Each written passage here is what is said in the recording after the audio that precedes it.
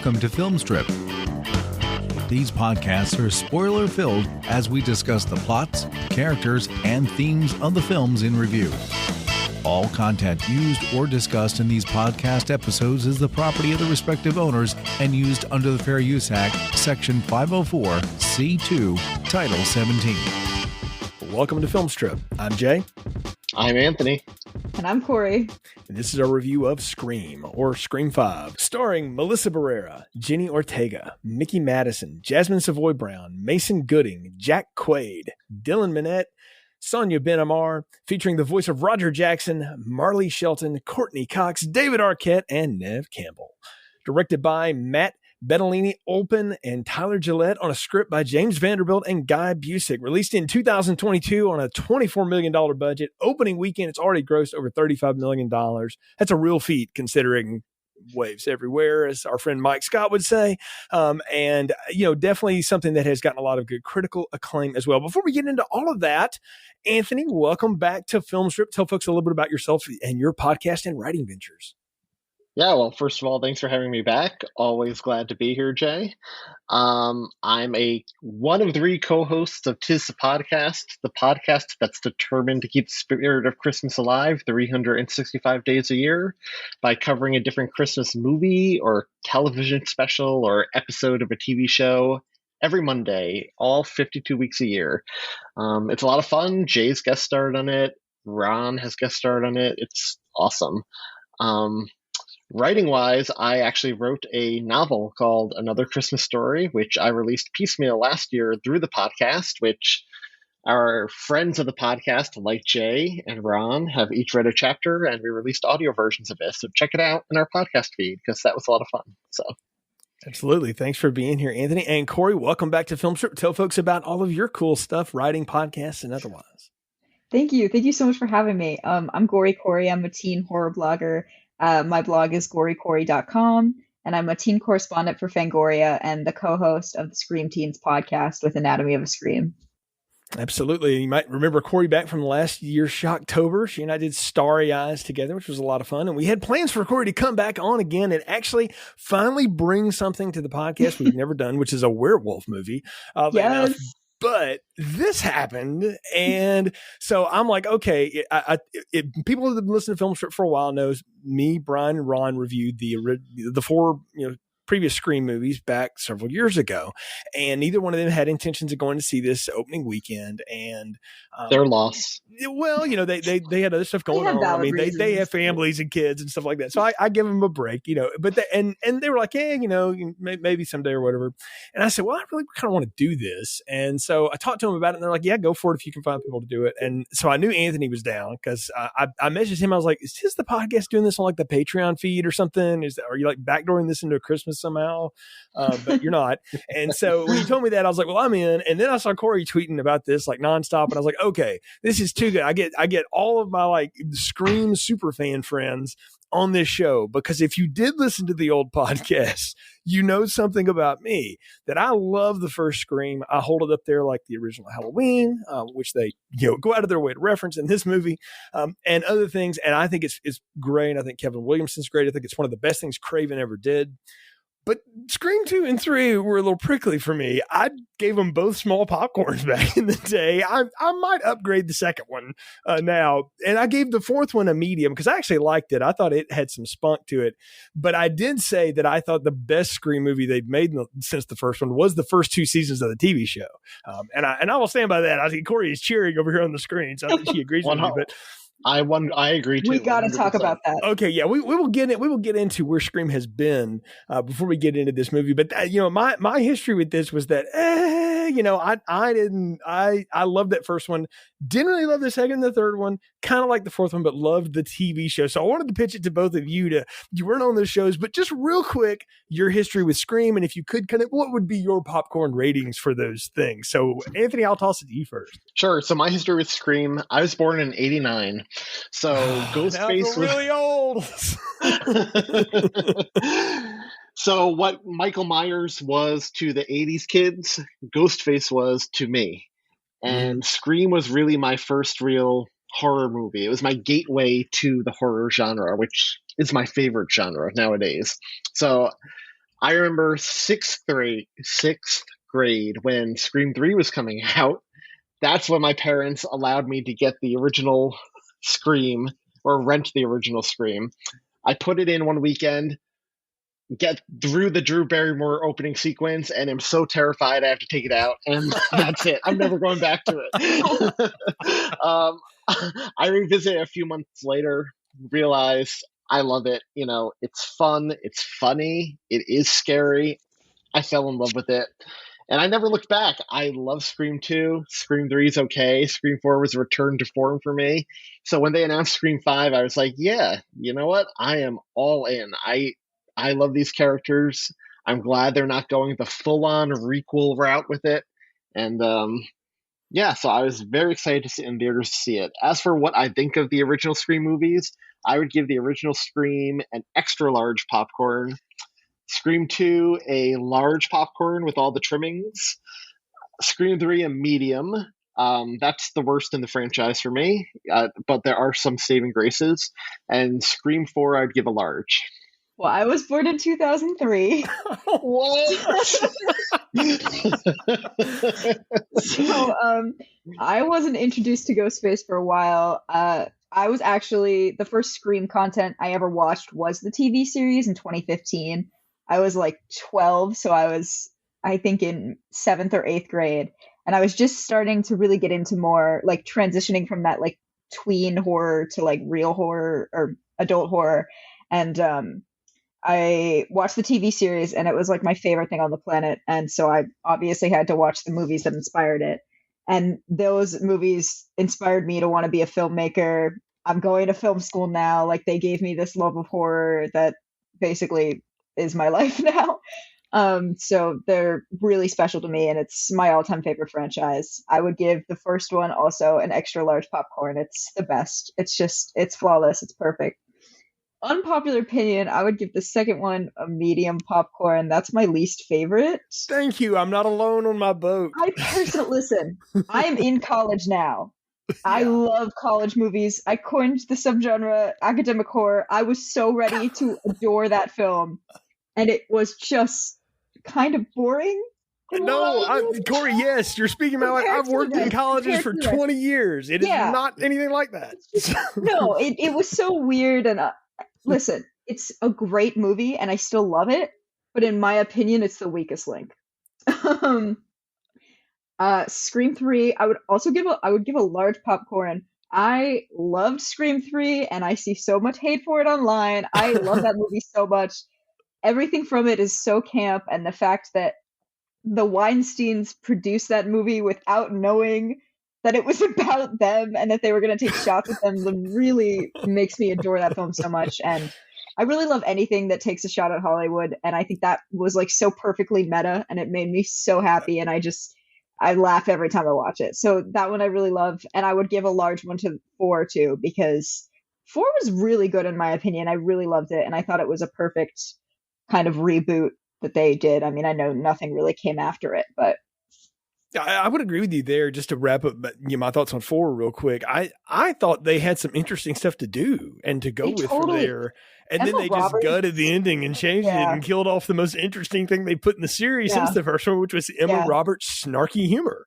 Emma Roberts that was not supposed to be the original ending of that movie. I know. Yeah, they changed it. It's so sad. So yeah, Emma Roberts has proven time and time again that she's like the perfect villain, scream queen, like sassy teenage girl. She does it in horror constantly, and the fact that we got to see her shine in that role makes me so happy because she was so good at it. Every time I watch that movie, whenever she's throwing herself around at the end, hurting herself, it's like amazing acting. So good. It's up there with Jim Carrey kicking his own ass in Liar Liar.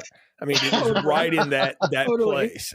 And I think she probably ripped some of that off from him, which is totally cool because you should, because that was that's one of his best performances. People don't talk about that one enough. Yeah. You know what? I'll say the same things again and to move off the old stuff real quick, because I feel like I'm doing a hello fellow kids moment here or whatever. The only reason I gave the original Scream a large or whatever y'all was because for me, it is the thing that like reignited the horror franchises. But I grew up on the original Halloween and all the Friday the 13th and all that stuff. And then I watched those go in the ditch, y'all. I mean, I was alive when Halloween 5 and Nightmare on Elm Street 6 happened. and Friday the 13th 5, or also called Friday the 13th, The Wrong Direction. All of that. I mean, I've lived through that, on Showtime, VHS, whatever. And then to see them come back after Scream and see all the things that Scream wrought was funny to me. So I gave it the large because I was like, well, it's not original, but it never was concocted to be. Like, if I were to go and do that now, I would probably give it the same as both of you, just as a standalone, because I think I've grown a lot as a reviewer, and 200 and something plus episodes since I've done that show, but it's been a while. But yeah, I'm with you, Cory, though. That second one, it suffers from the fact that it was thrown together really fast, and it was one of those, we got to do it, put it out. They obviously didn't have it all together, and it doesn't quite congeal in the third act the way that it needs to. Though I will say, it gave us Timothy Olyphant as a bad guy, and that is good. For that. And the kills in that movie too are really great, and even like the scene where Dewey's behind the glass. Mm-hmm. Oh, yes, good. Yeah, there should have. I think we even talked about it on the show how much Dewey should have died. We'll get there. Hold on. But in fairness, in the filmmaker's defense, it was a whole different ending until that script leaked during production, and then they had to change things on the fly. Yeah, thanks a lot, Internet. Yeah.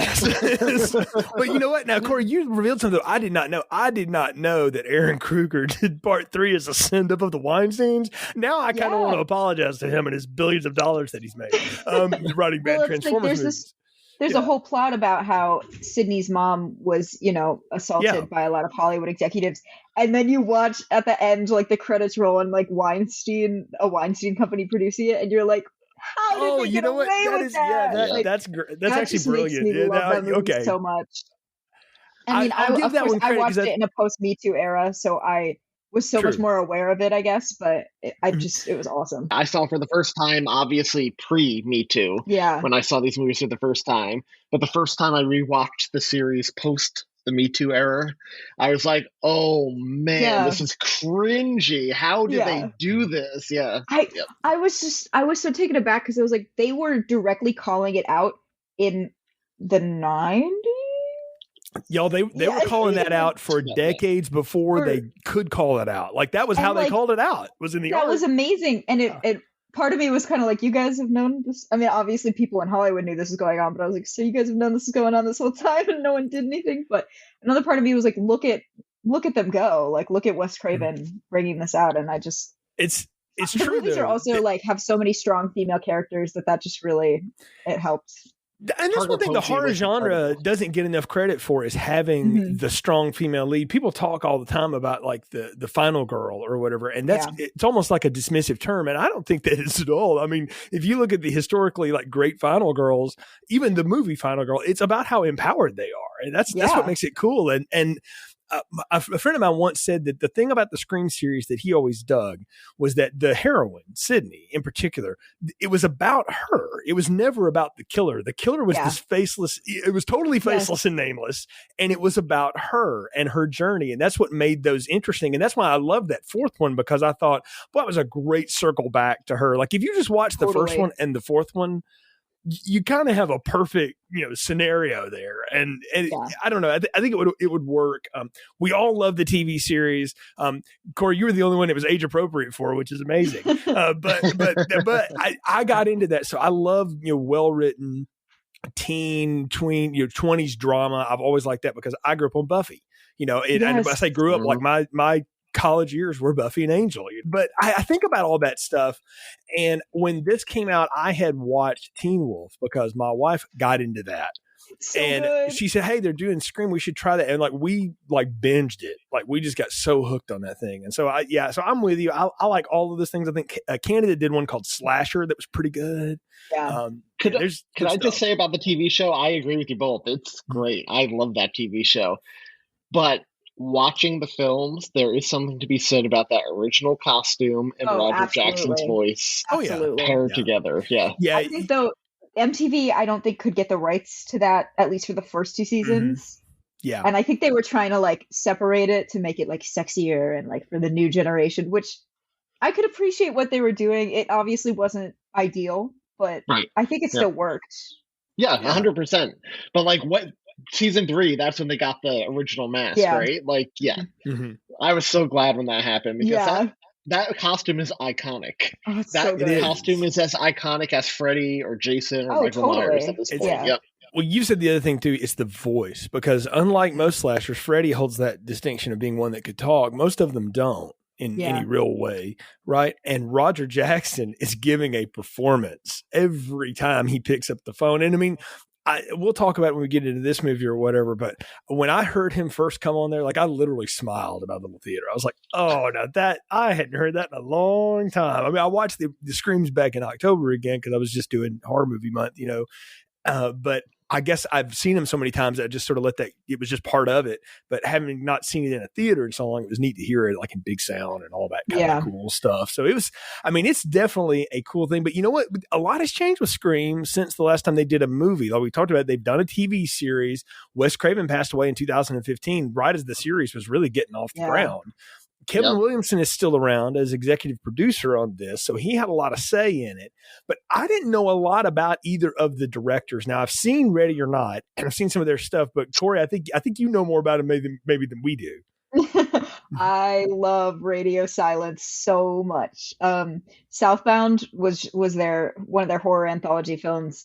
Was like I think the first ever anthology I watched, and it literally took my breath away. I was so impressed by it, and it really got me into anthology films and horror, so I can't thank them enough for that. It was so good.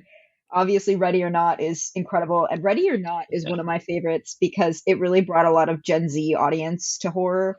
Like a lot of my friends refuse to watch horror films, but they will always watch Ready or Not. They love that movie. So I really was happy that they were the ones getting to do this because there are very few filmmakers I would trust with this series.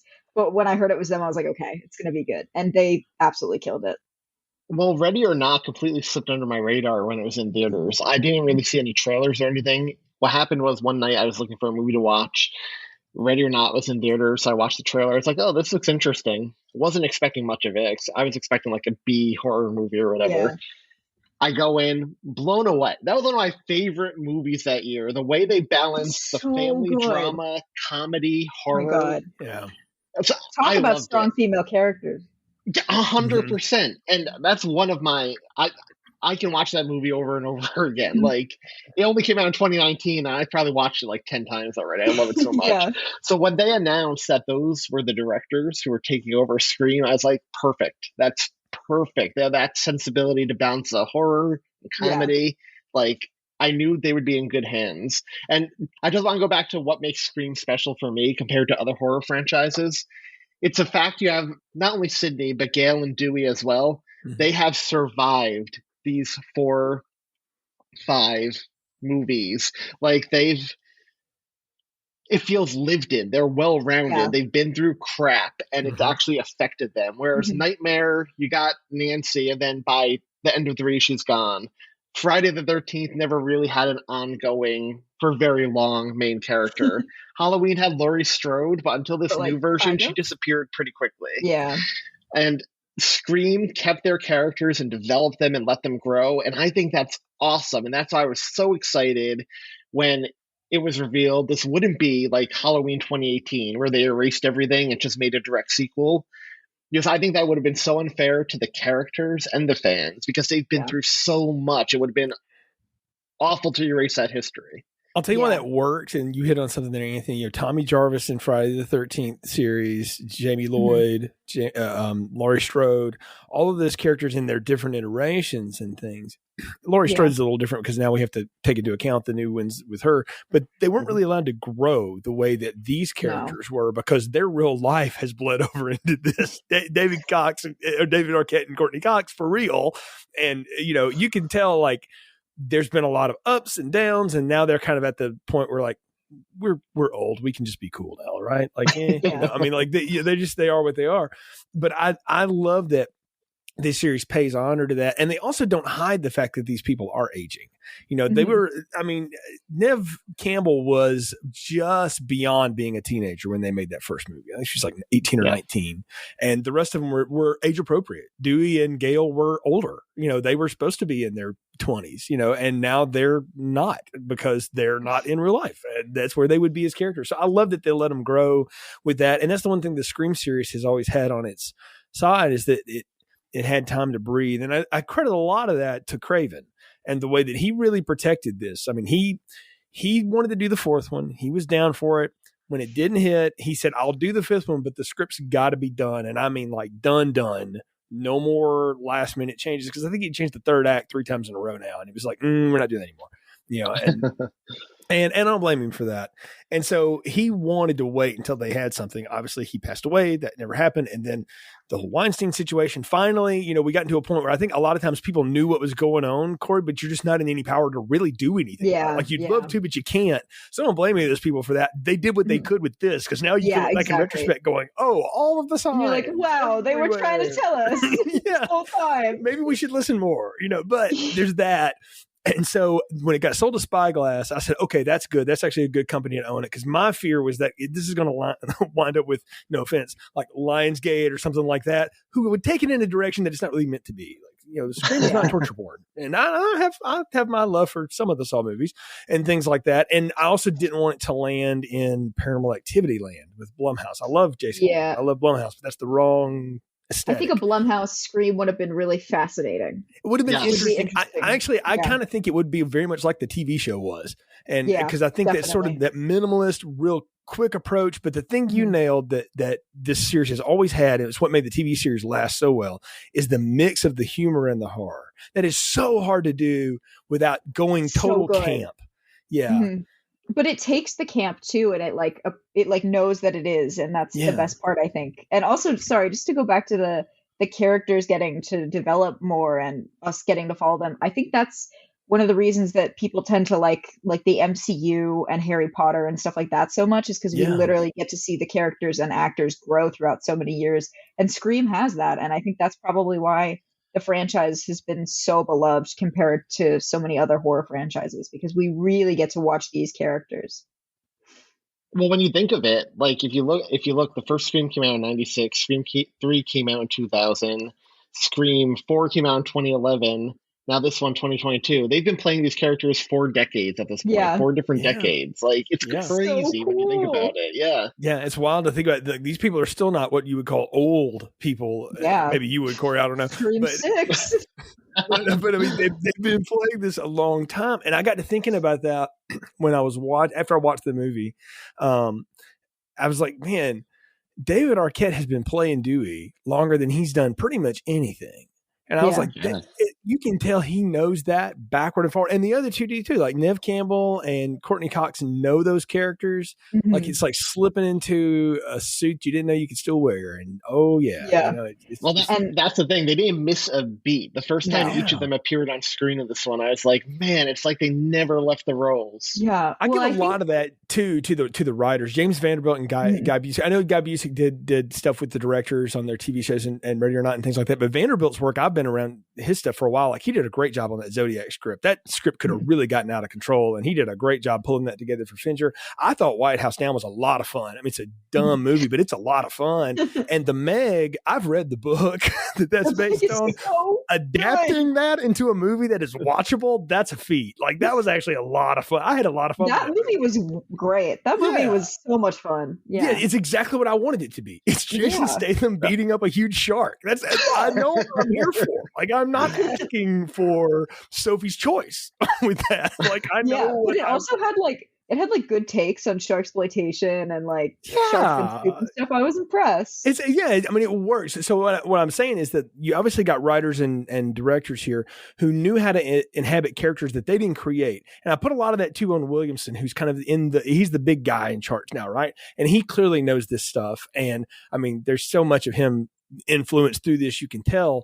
And I think Kevin Williamson's probably defining trait of anything is having teenage characters speak in language that no humans actually use, but making it believable that people can carry on these really complex vocabulary conversations. That was the funny part of Dawson's Creek always. It was like, no one talks like that, but it works because you buy the drama in it. And it's all about emotions.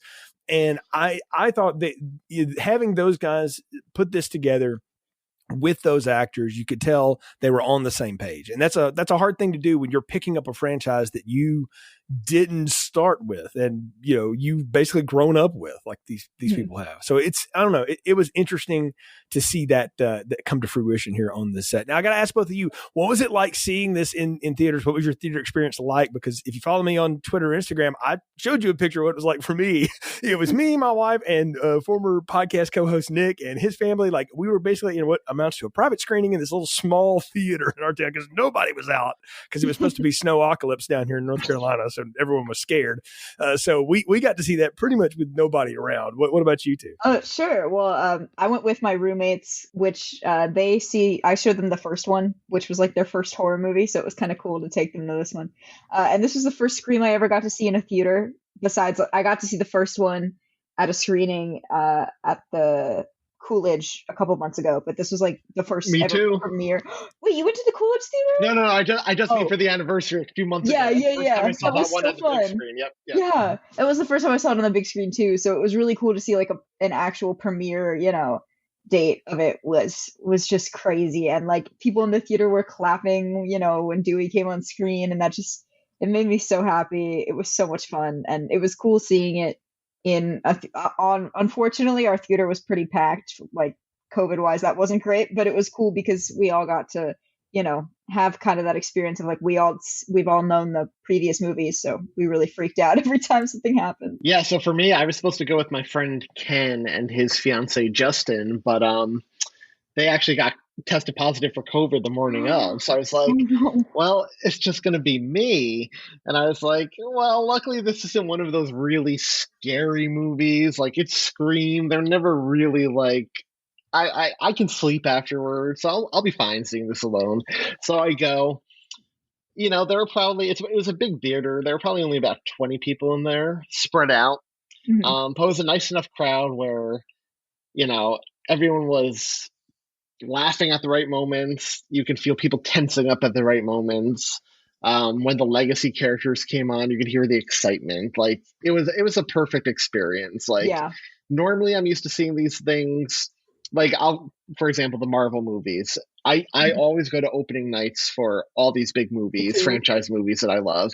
And I love it because I love that atmosphere, the cheering, the applauding. Yeah. So in a perfect world, Scream would have been more like that, but it was perfect enough. Like, and I can't complain. Like, it was a good atmosphere. Yeah, it's the first thing I've been back to a theater for in a while, too, just obviously safety concerns and also just the reasons of like, do I really need to see that in a theater, or can I I have a really large television at home. Like, can I watch it at home and get the same experience? And the answer to that has been pretty universally yes for a while. And if I can have 2 weeks of patience, I'll just watch it at home. But this one was one that I knew I wanted to see in a theater because I've seen all the other ones in a theater. So, oh my goodness, how could I not? And the theater I went to, the Our Town Cinemas, is very much like an Alamo Drafthouse kind of thing. So you have like tables, and so you're already naturally separated from people as it is. There may have been another 15, 20 people in that thing, but the theater may only hold like 50.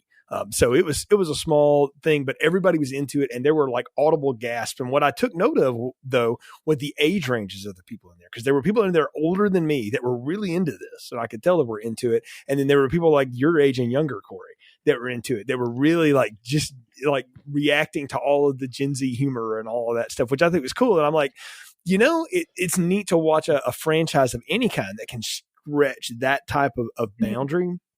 And horror is one of those that tends to do that a lot. I've seen that in the Halloween movies and stuff, but like even Halloween Kills, I didn't see that in the theater because I have Peacock and I have a 70-inch television at home. That was the same thing. I'm not going to go do that. So it's neat to see that many people from that wide a range in there to watch something like this. And so it was a cool experience. I'm glad we all had good, safe experiences too. And goodness, I hope we can get back to more of those, because there's nothing like seeing something in a theater. I'm a big fan of that too. As much as I like my home stuff, there's some things I just want to see in a theater. So like I tell people all the time, if you watch Titanic, the James Cameron movie, if you've only ever seen that on your television, you need to find it somewhere when it's in a theater again, because there was nothing like that in 1997, and it blew you away to see it. So well, perfect example for me is Rocky Horror Picture Show, which has never left theaters since it started. Right. You watch it at home, completely different experience than seeing it in a crowded, packed theater, which makes it 20 million times more fun. Ron would say watching The Room with other people is the way to do that, not the way I did it when I reviewed it for the show, which was alone. But it was an experience. People go back to the archives and listen to that. So, well, okay, we've done a good bit of preamble here. It's time to get into the movie. Spoiler warning supreme. If you have not seen this and you plan to, y'all, pause us now. Thanks for downloading. Pause us. Go see the movie, come back, because from here on out, it's spoilers hot. Because the thing about Scream movies is once you know, you know. And if you don't want to know, don't listen to the next 2 minutes because we're going to go through it and probably the next 2 hours. So here we go. It's been 25 years since the original murder spree of Billy Loomis and Stu Macher terrorized the town of Woodsboro. Since then, Gail is back in New York City as a popular morning television show host, having left Dewey. Dewey was forced to retire as sheriff due to his drinking, and Sydney is married to Detective Mark Kincaid, not shown from part 3, has small kids and apparently likes to run a lot and has no intention of ever returning to her hometown, and who can blame her? A new killer, though, surfaces and fears return to the town when a high school student, Tara Carpenter, is brutally attacked but left alive. Tara's estranged sister, Samantha, or Sam, comes back after hearing the news along with her boyfriend, Richie, and tags up with Tara's friends along with Dewey to figure out what happened. Among the new friend group and suspect list are twin sister and brother Mindy and Chad, Randy's niece and nephew. Chad's on-again, off-again girlfriend, Liv, related to the McKenzies mentioned in the original. Super protective Wes, deputy now Sheriff Judy's son, and Amber, Tara's friend who heard the attack over the phone. Gail comes back to town to chase the story after hearing from Dewey and to check on him. And when he lays out the rules for this along with Mindy in classic Randy-esque fashion, Sam reveals to Tara why she got in so much trouble as a teen and left town 5 years earlier. Snooping in her parents' attic as a 13-year-old, she found her mom's old diary and learned she was actually the illegitimate son of Billy Loomis, who was hooking up with her mom while trying to woo and ultimately kill Sydney. She confronts her mother about this and revealed it to that she knew the truth, which her father didn't know, and that prompted his abandoning the family. So Sam kind of went off the deep end for a while. The killer attacks Tara and Richie in the hospital, but Dewey and Sam are able to intervene. Dewey shoots the killer, who is revealed to have a bulletproof vest, though, and Dewey is killed once and for all.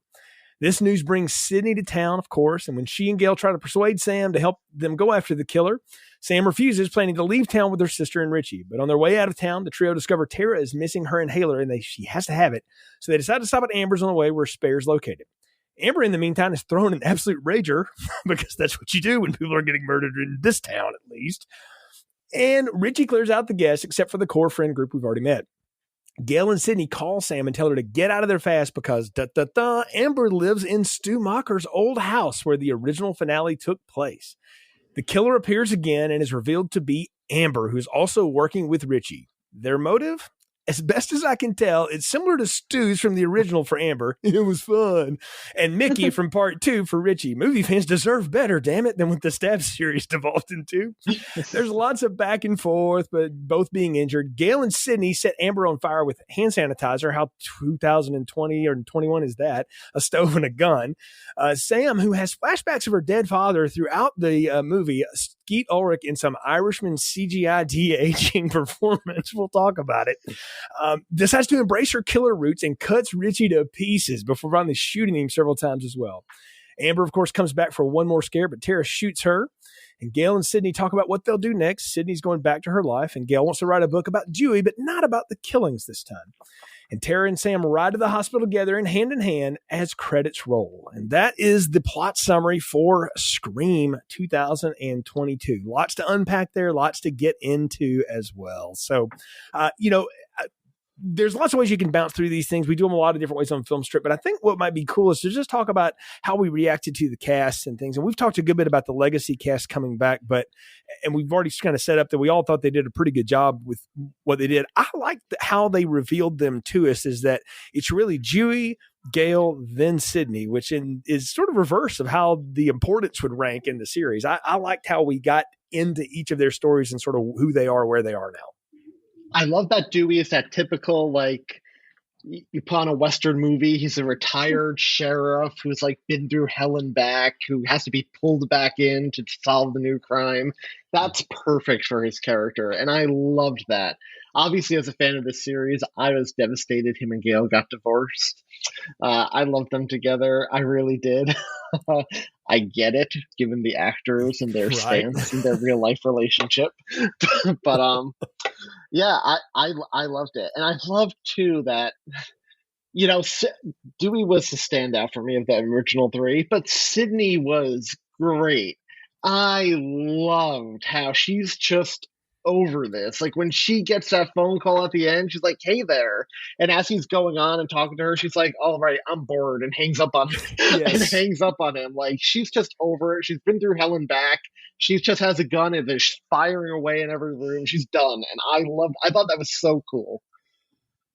Yeah, I totally agree. Sydney's always been like my favorite ever. And so I was so happy to see them really be able to keep up her character in this, and to see her just, older, wiser, like she's been through all of it and she was just so tired of them was so funny and perfect. And I really, really loved what they did with Dewey. I loved that he kind of got to be the hero, that was like, that's what he deserves. And I was really glad. His death made me so upset. Like I was like violently sobbing in the movie theater. It was so embarrassing. But I think it was like the death he deserved, and that was the right way for him to go. It really upset me that him and Gail didn't at least like make up though, or get to tell each other that they were still in love with each other. That really hurt. But I understand. I do think it's kind of cool that they, made the characters very similar to the actors' situation. That was, I think, really awesome. But that hurt. And I loved Gail in this movie. I love Gail in every movie. Gail is so much fun. I wish we would have gotten more snarky comments from her, but I think they just did amazing. We talked about one of the great things Stream has going for it is the character growth. Look where Gail ended up in this movie. Yes. I'm not going to write about the killers. I want them to die in anonymity. I'm going to write about Dewey. Development. Yeah, no, exactly. I appreciate that too. Listen, I have become very picky about how I consume my news these days. I mean, who can blame me, right? And right. I specifically follow and read people who, when tragedies like this happen, they do not mention the names of the perpetrator. They're like, nope, we're not talking about it. Like, nope, we're going to call him the perpetrator. We're going to call him the killer or whatever. They're not going to give him a name, because I appreciate that, because that's how you really rob the power of that group too. And you'll also keep people from doing it for that reason. There's a good thing to be said there. The whole meta context of this movie series cannot be understated. And I felt like at one point I was watching David and Courtney have a conversation and a camera was just on. Totally. Because you've heard them talk about each other, and that's how they talk about each other. It was, they don't like hate each other. It just didn't work. No. And I appreciate that. And you see all the pre-press materials, like they're chummy and just whatever. And I've got to be careful. We've got to refer to David Arquette by his official title, former WCW World Champion David Arquette. Let's get some respect on that man's name. Can I say about Dewey as well?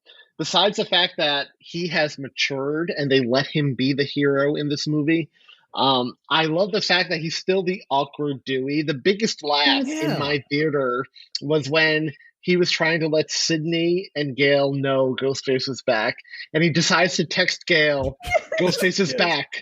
Hope you're okay." Well, smiley face. Yes. I shouldn't have put the smiley face. Yes, we all cackled at that. But again, that's the way. That's when I knew these writers got this. Yeah. I was like, if you know how to do that, then you understand where this comes from. And I also am sitting there going, Grandpa Kevin's sitting over there going like, fellas, you got to put a little more snark in it. Like, just do it as you would. Back in my day, it would have been the folding note, but your day, it's text. So make it fun. Also, I don't know what cell phone company they're like playing with here. They definitely didn't get iPhones for this. So Tim Cook was not forcing those. I don't know if that's some Google phone thing, but that was a different text format. I kept waiting to see like Gigablast, the search engine or whatever the hell that they're playing with. But it's funny, like the tech stuff, because again, when you're married to somebody that works in licensing, you notice product placement in a way that you never did before. Like Pizza Hut was a big, like I get a big rib, like, oh, they paid. So, when Jack Quaid's eating Pizza Hut, but I love the balance of these characters. But you're both right about the way that David Arquette is playing Dewey. They're all completely over it in different ways.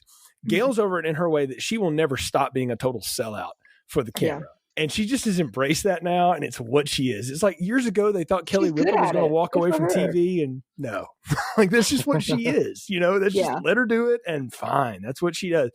And Sydney is not here for it. Like, nope. And I love that.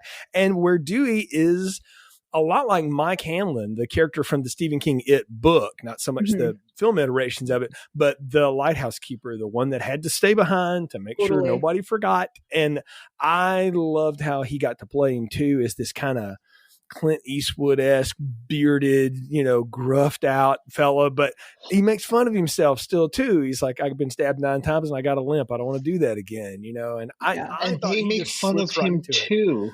Like, I love when he shows up to help them, when he changes his mind, and Randy makes that comment, or is it Randy? Richie makes that comment, just because he showered doesn't mean he's, and exactly, I love that, because that's who he is. And he is, to your point, Jay, the lightkeeper. And this is, I think, the first acknowledgement we've gotten a sequel that Tatum was his sister. He had her ashes in his trailer.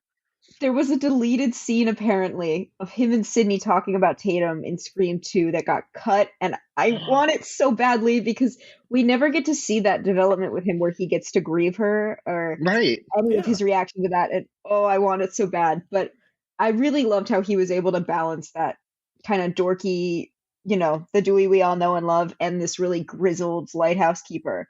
Because I mean, obviously with like Scary Movie and stuff, like he's been really raked across the coals and really, really made fun of. And so I loved seeing him, hold on to some of that and also really grow. It was just such a beautiful development.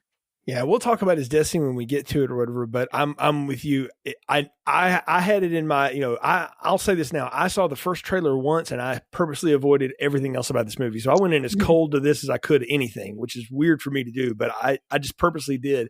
But I told everybody that I was going to see this, or I knew was going to see it. I said, if we had an office pool, my money's on Dewey not making it out of this. Like, somebody's got to die. Me and you had that conversation the last time you were on Tis the Podcast when we talked Halloween. Yeah. I was like, Dewey's not making it out of that. And so I knew that was coming, but it didn't make it any less impactful. I'll say that. So we got to talk about our new characters though, and our new cast of people here. And I want to start off with our 2 sisters because I think they really hit it out of the park, finding a couple of strong actors to play these roles. Melissa Barrera and Jenna Ortega are so above what I even expected for this. They are so good and give so much of a performance that a $24 million horror movie does not deserve, but they gave it to it. And I loved both of them. I really couldn't get enough of either of them. I thought they were great. And I don't know them from much of anything. I've seen the part of Vita, I think it was what Melissa Barrera's been on and stuff, but I don't know Jenna Ortega from anything. So if either of y'all know them from something, wise me up on it, because I didn't know them from nothing. I don't, but I will say Jenny Ortega was incredible. In particular, Jenny Ortega. I thought she was the best of the new cast. Just the way, and we've seen this in the other Scream movies, somebody gets hurt, and then they're walking around fine 2 minutes later. Like, she really plays up that pain. Like, when that hospital scene. That wheelchair scene? Oh, yeah, the band? Just even climbing out of her bed into the wheelchair, the pain. Like, I was like, man, this girl did her research on what it would be like to get stabbed that many times and what the recovery would be like. She was phenomenal. Yeah, I have to say Jenna Ortega is like one of my favorite actresses working right now. I've known her for a really long time because she was on like, some shows that were popular when I was younger. She was on You. I think she was in a couple, like, might have been in like a Disney Channel show or something, but and she was in the Babysitter movies. If you guys watch those on Netflix, I saw the version. Yes, that's right. Yeah. So I do know her. Okay, yeah. So she's like really kind of a horror scream queen. She's getting there, and she's going to be in the new Wednesday Addams series. She is so talented, and she's so good at horror. So I was so happy to see her in here. I was so happy because she's 19, so they cast an actual teen as a teen character, which, if you don't know, is like one of my biggest things. Is like I always want to see teens cast as teens, and so that made me so happy. It's funny you say that because I did not know her age. And I was saying to myself, man, she looks younger than the rest of the cast. She actually looks like the kid in high school that she's supposed to Yeah, be. exactly. And there you go. She actually is. That's why.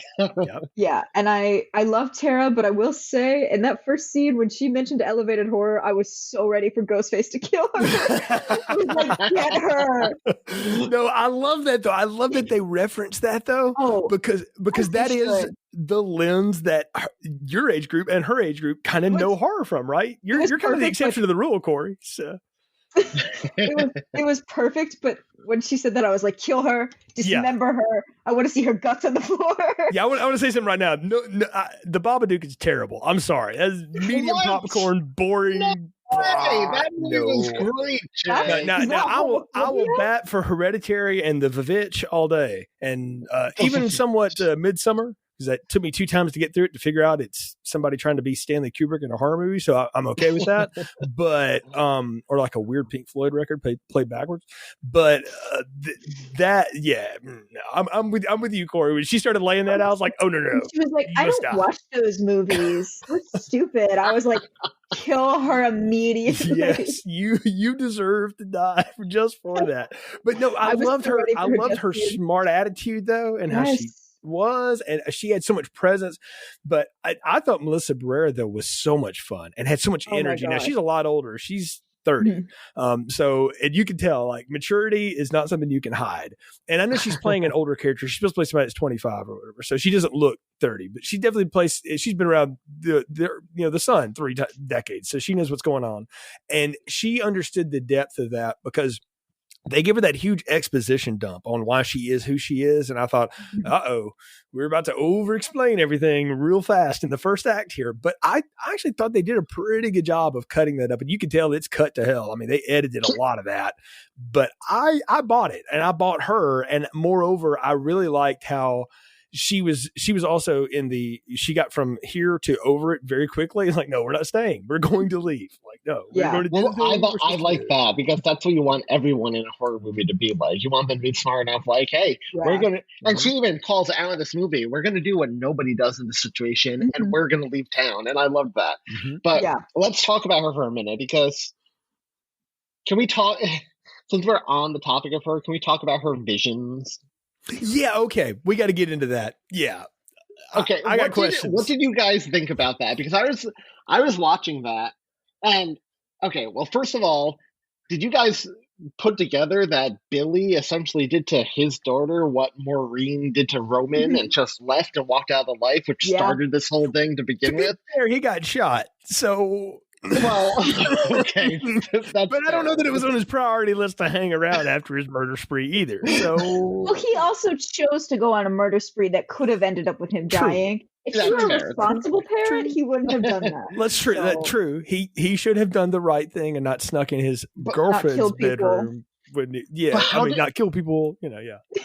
How did you guys interpret those visions, though? Because okay, I'm just going to say this right now. I feel about that the same way I feel about every time in the Halloween sequels they have Laurie Strode tried to take off Michael Myers' damn mask. What does she expect he looks like? What difference does it make at this point? And I'm talking about the brother-sister angle sequel that we've now written out. I always had a problem with that. It was always the dumbest thing. I'm like, no, you don't do that. You just kill him. You kill him twice, and then you let them figure that shit out. Like, you don't do that. And I'm going, how would she have any frame of reference for? Did she see like crime scene photos? Because he looks like he's the way he died. I'm like, was that on the news? The same white shirt, right. I'm like, that was. And then again, and at least I credit them for they got Skeet Ulrich back, who I like on Riverdale, and that is a whack-a-mole show too. Yes, but is. I think he's fun on it. But I know what he looks like now, and I'm like, ooh. And then I was like, oh, it's the Irishman trick. I was like, well, there went about $5 million of the budget right there because he hadn't been 20 in a long time. So I don't know. I had real questions and problems with that. I'll be honest with you. It doesn't make any sense why she would be that unless they're trying to say that serial killer genes are passed on just like hair color. It's just in the back of your head. Well, I look just like my paternal grandfather who died long before I met. I don't walk around with him talking over my head, though. I have no idea what he sounded like. So it was a little weak on the old motivation there for me. What did you think about that, Cory? Because I'm curious. Different opinion. I really enjoyed it. I think that was definitely a way to ponder to Gen Z because we're all in love with Billy Loomis, unfortunately, but we are. He's wonderful and I love him.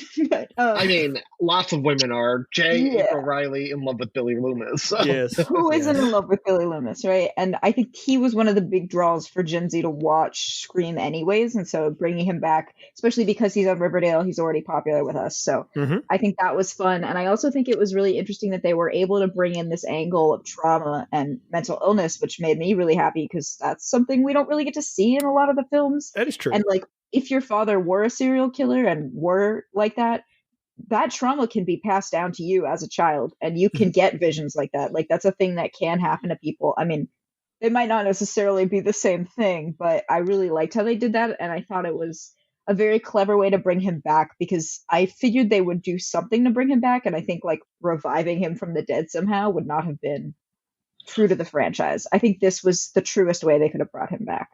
I'll tell you, I was with it until her and Richie wrestling on the ground. Yeah. And he shows up in the mirror and basically indicates a knife under the... Yeah. And then, she kills him, whatever. And then when she's outside or in the car again or whatever, he's just smiling at her like, I'm proud of you, honey. And I'm like... Are they trying to like make him a hero here by him helping her? Like, what's going on? Yeah, they were trying to Anakin Skywalker him, y'all. They gave him a Force Ghost. Totally. That's what this was. Because look, this series is not above that. Clearly, Kevin Williamson has some real problems with the Disney Star Wars trilogy because they trashed it for multiple segments of this, and I understand why. I'm here for it, but because it's in the archives, you can hear my thoughts on them. But I actually said to myself in the theater, I was like, of all the people that got a Force Ghost, Billy was not someone I thought would be up for that. He didn't really have a redeeming moment ever at any time. So. Like, I was wondering, was that some kind of, because obviously these movies are all about, making fun of other movies. Is that like a dig at films like Cruella and Maleficent? Where Totally. Like, these films that are trying to redeem like these non-redeemable characters. That's why I think you're onto it, Anthony. I think it's that, and I think something Cory mentioned too. It's today's audience that this is built for, and it is for Gen Z's audience. Understands therapy and trauma in a way that we've never talked about in our society. So thank God that it's actually a conversation we can have now, and we understand that. But it also means that now we're going to lace that throughout your pop culture. And I kind of wonder sometimes if maybe we shouldn't do that because maybe it's too much. There's something to be said for separating the real life from art too much, or there's value in doing that. But I think that's exactly what they're doing is two things, is paying homage to the fact that there are all these reboots, remakes, whatever nowadays, where we're going to take the worst character ever and we're going to make them sympathetic in some way. And we want to acknowledge the fact that today's teenage audience and 20-something audience understands therapy and how to deal with emotions and things that get passed down and stuff in a way that maybe we haven't before. So it's a combo of the two, and for the most part, it's not that big a deal. But Anthony, you're dead on. When he sort of throws the knife to her, basically, I'm like, okay, now that was a little bit, we didn't need that. Yeah. I think she had enough motivation to kill him at that point. When it first started out, I was like, oh man, 5 movies in, are they finally going the like Michael Myers route where they just make him supernatural and Ghostface is going to be like a supernatural killer or something? I thought that.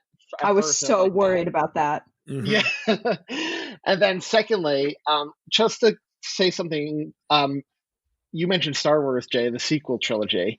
That's something I wanted to bring up when we talked about the Legacy cast real quick. That's one of my only gripes of this film. We didn't get to see all 3 of them share the screen together again. Just like we never got to see Luke, Han, and Leia share the screen again in the sequel. Mm-hmm. Yeah, we never got them all in the same place again. But I'll only counter that with Anthony was I like the fact that Sydney was like, I ain't coming back. It would take Dewey dying for her to come back. Like totally. Yeah, no, 100%. The story reason made a lot more sense than anything Star Wars. You just hate it not seeing them together, So it's it's it's there. But we like our two sisters. We got to talk about Jack Quaid for a minute. Now, I'm a big fan of both of his parents. How could you not be if you grew up in your my age? And when you see him, Corey, if you haven't seen a lot of old Dennis Quaid movies, go back because you see the dude. He's just a little bit bigger. Dennis Quaid was best described for me years ago by my friend Stuart as he is a dime store Harrison Ford. He is kind of this rascal. He's not really a hero, but he's not a bad guy, but he can be both, and he can be sinister, and he kind of sneers all the time, and he just has this kind of wit to him that makes him a little dark. But when he's on the screen, you know one of two things. Either he's there for the yucks or he's up to no good. And the minute he walked in, and because I knew he was in this movie, but I didn't know what character he was playing, and they revealed him to be the boyfriend, immediately in my head, I was like, I'm like Dewey, I'm like, oh, it's him. Like, I don't know how. Somehow it's him. Like, it's him and one of these other kids. I don't know which one, but it's him and one of them because it's too obvious. And it was so obvious that it was honest. And that's nothing on the dude because I thought he gave a great performance. He's got some of the best lines. Excellent. He's funny and he's good. And I want to see him in more stuff. But it was obvious. You root for him a little bit. You're like, I like this character. Like, yeah. If either of you guys watch The Boys on Amazon Prime, not yet. Great in that. He is great at that. I agree, Anthony. So I was familiar with him from that kind of thing, and I'm like, I kind of feel like, and so when he did the reveal, I was like, I kind of buy it. And we'll talk about his motivation in a little bit or whatever, but I'm like, somebody somewhere told this dude, go watch Timothy Olyphant and Scream 2. Like, that's sort of you. Because he does the same stuff. Like, it's the same speech at the end. It's pretty wild how that's come around. But I like Jack Quaid. I like the Richie character. I thought he was fun. I loved him. From like the moment he started on screen, I was like, this character is epic. I know he's probably going to be the bad guy, but part of me was wondering if they were going to do that because of Billy. I was like, is this going to be a callback to Billy or like what's happening? Because with the boyfriend, I'm like, it's a little obvious, but I still thought it was really great. And I thought he did a very good job of throwing us off. Although every time he mentioned things where he was like, this is what always happens in these movies. And I was like, you said you only watched one stab. So I know you're lying. Exactly. Yes. Like he would bring up all of these things about where he would say like plural. And I was like, interesting. But he was so much fun. And even if the whole time, even as I thought he was the killer, I was like, I still vibe with him. Like, I'm still fine with him being the killer and doing all this stuff. I don't care. Like, he was so enjoyable. As a millennial, I related big time to him trying to clear out the house of Gen Zers. Like, all right, let's go. Come on. Yep, go. And they're all cursing him out. And he's just trying to exasperately get around the house. Somebody's weird dad just cut down the party. Yeah, I got a huge kick out of all of that. But I love. But when you watch him do that, though, seriously, Corey, you're watching him do his dad. Like he's got a little bit of Meg Ryan's like sensibilities too, but he's very much his father's son. Like you can tell, it's like watching Dennis Quaid. For me, it was, and I don't know. It is too obvious a little bit, but on the other hand, the way that they play it off, I think. And I haven't seen this movie again, and I want to see it on a rewatch. Now, knowing it, that's the fun of rewatching these, is once you know, can you see the clues getting dropped? And there are times that, like, I'm thinking back in my head, I'm like, oh, yeah, he's just telling you. Like, it's him. It was obvious to me, like, from the beginning, like it was for both of you guys. Like, even the other killer who we'll get to in a minute, it was obvious to me. But I love that, again, they make Dewey smart enough. He picks it out right from the beginning. Did you know him? How long have you known him? Well, he's the obvious suspect. And I love that they didn't dumb him down. He's like, I've been through this. It's you. It's clearly you. And Dewey even calls that, or he calls that out later. He's like, Dewey nailed it from the beginning. Like he knew it. You didn't listen to him. And I thought, well, that's funny. You call that out. Yeah. That was something I really liked about his character too, is like, I felt like he was dropping little hints along the way to be like, if you pick up on this, then you'll get me. But that's like part of the fun. And I also felt like he really had so much fun with it and knew exactly, he was just a fan. And I related to that. I was like, if I were to be in that situation and doing the same thing, this is how I would go about it. Like, but it was what Mickey was so in part two. He was a fan. So he happened to be except that Mickey wanted to get caught. Richie didn't. Because it's the trial of the century. Trial of the century. But when that was made, what was that on the heels of? The OJ. Trial of the century, OJ. Yeah, right? exactly. So this is made in the era where everybody listens to what? true crime podcasts. They watch true crime television. So he's kind of and true crime, the obsession with that has kind of changed the way horror movies get made, y'all. I mean, y'all know that. And so he's referencing the obvious to that. So I got a kick out of him. I thought he was a ton of fun. I'll tell you all right now, though, my two favorite new characters, and they're just smaller pieces or whatever, are the brother and sister. I got a huge laugh out of both of them. Great. I don't know them from anything, but I want to see them in stuff. Can we also just say how great was it that they brought Randy's sister back from Scream 3 for like a 30-second cameo as their mom, which was fantastic. Which she deserved. Yes. Yep. That was perfect. To have them all tied together, and you may think, oh gosh, isn't that like the complaint that the series is too small? It's a small friggin' town. Everybody does know everybody. That's the part. That's the fun part of it. Is they all would know this. And I mean, I think the Ghostface Roger Jackson does a great job of dropping the line like, "You live in Woodsboro and you don't watch stab movies. What's wrong with you?" You know, like yes, if that's a real place, if they made movies about where I'm from, you bet I don't care. You would watch all of them. Yes, I would own them. Yes, I would have autographs of people on them. Yes, because I would. Well, that's one of the things I liked about this movie in particular.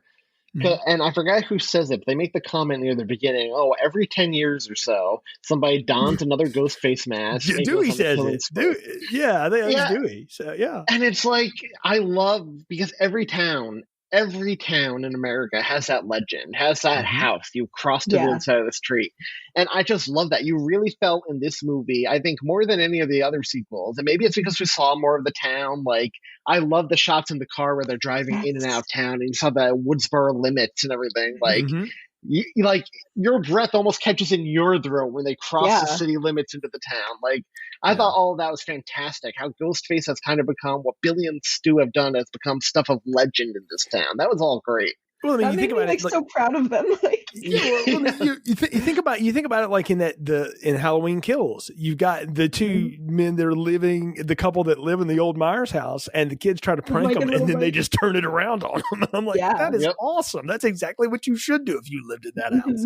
And I mean, but no, I love Chad and Mindy. I got so much fun out of the way that they hate love each other, so good. Though at the end when like they give each other the thumbs up, I really wanted to just flip each other off because that's what they've been doing the whole movie anyway. I was like, they should just flip each other off. Like that'd have been funnier. I love that her brother calls her out. You're getting comfort watching a movie of our uncle getting stabbed to death on the couch. I laughed so hard at that. But I love that they gave her the Randy role to lay out the rules with Dewey. That was great. It made me so happy too, because I was like, if only you'd gotten to know your uncle, like you two would have been best buds. Like he would have been so proud of you. And I think about Randy like introducing her to all these horror movies, and I think it's just so perfect. Well, clearly his sister was right in that same line because she obviously didn't keep them from following the same. They have a shrine to him in their living room, for goodness sakes. So one of my favorite scenes of this movie is actually when Mindy is on the couch drunk.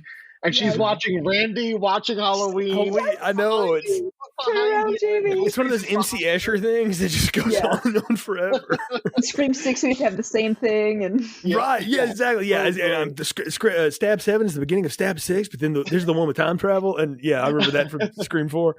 Amy Teagarden did a great cameo part there.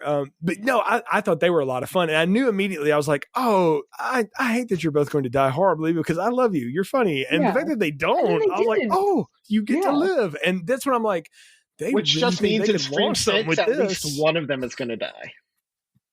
Well, we'll talk about that in a minute. Yet. But yeah. So I loved both of them.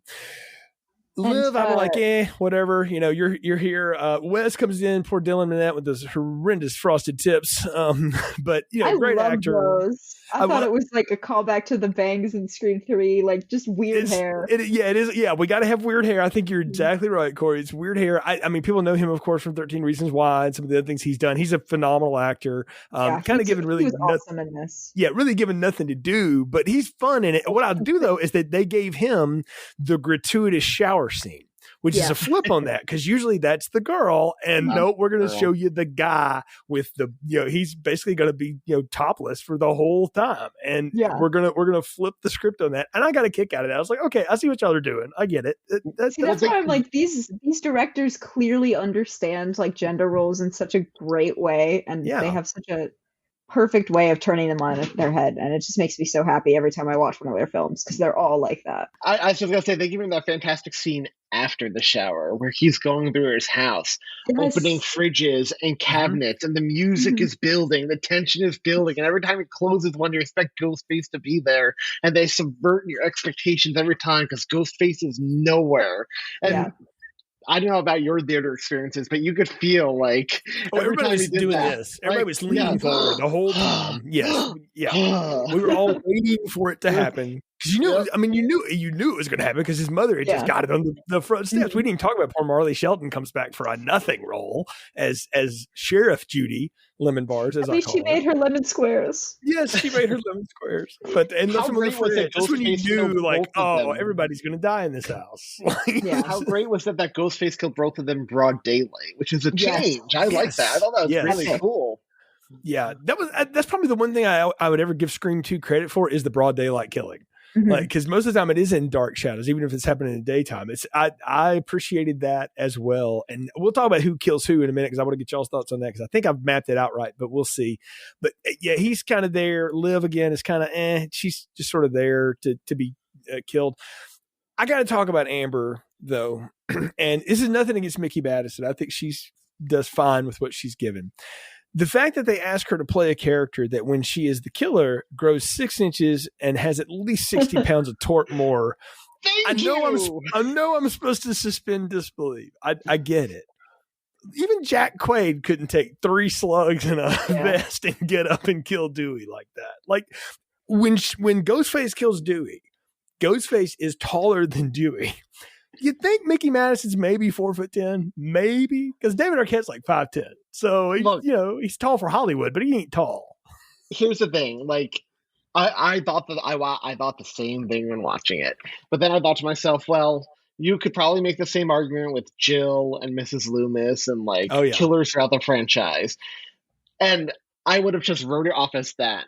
But for some reason, this movie in particular, the way they shot Ghostface, he was towering in this movie. Yeah. Like, it was always from the bottom up, like where he looked like this looming presence. So it baffled my mind that, at least by my count, I think it was Amber in the costume most of the time, or supposed to be. Yeah, I think she does most of the kills. Jack Quaid himself is almost 6 feet tall. So he's tall for Hollywood standards. That's tall, but Mickey Madison is not that tall, and moreover, she's not. Listen, though, she was wearing some pretty big boots when you see her kill people. She could have been on stilts or something. You never know. Still, though, like, you can have height. It doesn't mean you have leverage and strength. And I would say this before, like Billy and Stu, especially Matthew Lillard, he's really tall. Those guys, I could see those guys doing what they did. I could see Mickey doing what he did. Timothy Olyphant's a big dude. Yeah, Roman in part 3 doing it because he's kind of he's a built guy. He's in shape. But this one, I'm like, okay, we have. Well, first when he asked me to believe Emma Roberts could do some of that shit, I was like, no, nor the lesser Culkin brother. No, I just couldn't. I couldn't buy that. Like, physically, it didn't make any sense. And this one just continues that. I'm like, well, I'm not supposed to think about that. I get I'm not supposed to think about that, but I can't help but think about it because it's right there in my face. It's just. But it changed the way I feel about Amber too, though, because I get why it's going to be her. Like, yeah, I mean, I sort of get her motive and everything because, again, it's very much like Stu's. Like, oh, that'd be fun, or whatever. She's bored in a small town and kind of psychotic. But I don't know. Like, it just changed the way I felt about her because the whole time I'm like, I kind of like this chick. She's sort of like Pouty McPoutface sitting over in the corner. She's not really doing anything. I'm waiting for like her to get attacked. And at one point, it dawns on me. I'm like, every one of these people has been stalked except her. Yeah. It's probably her. Oh, I pegged her from the beginning. Because have you guys seen Once Upon a Time in Hollywood? She was a psycho Manson chick in that one too. She was good at that. She was. Who got set on fire at the end and came out with a knife to stab Brad Pitt? I was like, they did the same thing in this movie. This poor girl. What if she's like the only actress in Hollywood that is training getting set on fire? Right? Yeah. She's been pigeonholed into that role. Her and Dick Warlock are the two people that will still do it. So, but no, that is hilarious. I didn't even think about that because I knew it was the boyfriend. I'm like, okay, who's his little accomplice? And I kept bouncing back and forth between like Mindy or maybe they're going to be real whack-a-mole and it's going to be Sydney and she's been there the whole time. Like, let's really flip it on its head. I thought it was going to be Stu. That was one of my big He's going to come back from the TV I thought there was going to be a big Stu, some kind of Stu reference. I really wanted one and we did not get we got Kyle Gallner playing his nephew or something. We're talking about a throwaway nothing role. Not enough. Throwaway he nothing looks like role, Morgan that Whalen. scene was pretty cool. I liked the use of Red Right Hand in that scene. How it was on the radio as he got killed. Good. When that song came on, I freaked out. Yeah, I knew he was dead. I knew he was dead meat when he pulled the knife out in the bar. I'm like, well, this loser's going down, probably pretty soon. And then when Red Right Hand came up, I was like, oh yeah, he's dead. But the way he gets killed, it's very different than the usual Ghostface kill. The usual Ghostface kill is really over the top, right? It was super subtle. Like he just stabbed him right in the throat and then bled him out. Yeah, I will say a lot of the kills in this movie, that was one of my kind of disappointing things was they were all almost entirely slashes with the knife. There were, I was expecting stuff like the TV death, and we just, or the Casey Becker death. We just didn't get that kind of. Well, there was really no chase scenes in this movie, which was a staple of all the other ones. Ghostface just showed up and killed them. There was no chase. There's a little bit of a struggle, but he just came up. Yeah. I will say about his death in particular at the car, they cut the best shot of the trailer, which is the shadow of Ghostface on the wall. Yeah. They cut that. Yeah. I was like, why would you remove that from the movie? They cut a lot from the trailer, and I was really impressed with the marketing because it was so different from the movie, and I was taken aback entirely. Everything was so unexpected. The points you were bringing up earlier about how Mikey Madison, obviously couldn't be 6 feet tall, whatever. I will say that is brought up in Scream pretty much only when there's a female killer. And I understand that a lot of people think that women are much weaker than men and say that it's a biological fact, and maybe it is. But I will say women have an extremely high pain tolerance, higher than men. And also, I feel like if Billy and Stu can survive that much, these characters can probably still survive a good amount, just given the universe that we're in. It seems like people can go through a good amount. I do think she was obviously too short for the role. I don't know why they keep casting such short actresses. They could just cast people that were taller or, give them really high heels or something. But yeah, I'll clarify what I was saying. I appreciate what you said, Cory. You're dead on, right? It's not so much that it's this little girl couldn't do that damage, because I've seen the Tasmanian Devil work. I know how that can happen. It's more of the fact that they shoot it such where Ghostface is this looming thing, and it's like, it would be more interesting to me, and that's what's interesting about the first one is if you go back and watch it, and I know it's not them in the costumes, but they do a good job in that first movie of making sure the stuntmen. You can go back and go that's when Billy had it on. That's when Stu had it on, because they are different sizes. And you can kind of see it. They abandon that in all the rest of them because they figure who cares. If they had just done it where he just looked average, because that's the thing about the original Halloween that makes Michael Myers so friggin' scary is he just looks like some dude. He's not this hulking beast. He's not an 8-foot tall wrestler like Rob Zombie cast him as in his remake. Poor Tyler Mane. I do think though, I thought they were shooting that in a way to throw us off, because they shot so many weird angles and also really tight shots where you could not totally tell how tall Ghostface was in actuality. That was a way to throw us off, because Liv, I would assume, was super tall, and Mindy looked a lot taller than Amber. So it was there were so many different heights around us that could have been that character, and you just had no idea. Well, the other thing, too, is they shoot so many of these characters, particularly when we're getting the big exposition scene from them, they're all sitting down. Mindy's the only one that really stands up. And that's a throw off, too. I mean, these movies are all about trying to keep you chasing the red herrings.